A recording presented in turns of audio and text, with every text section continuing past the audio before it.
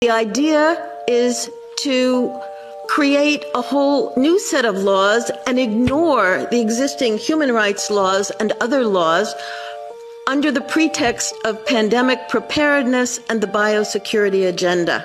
The WHO is developing through all its nations, but with the WHO Directorate in the United States in charge, a pandemic treaty and amendments to the existing international health regulations that will remove the human rights protections currently embedded in the IHRs, will enforce surveillance, censorship, get rid of freedom of speech, require governments to censor and only push a single narrative.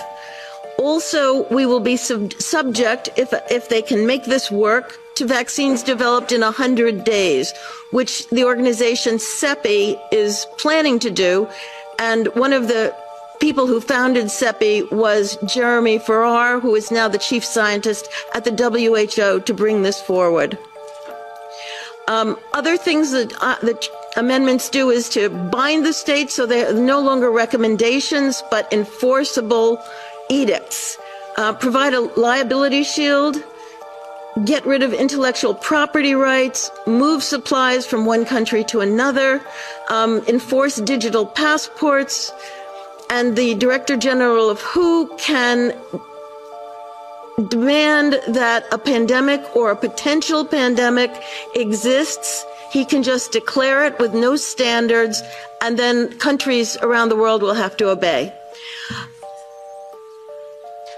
Also, the WHO will tell you what drugs you can and can't use in your nation once a pandemic is declared. Obviously, the budget will increase. One Health is another part of this.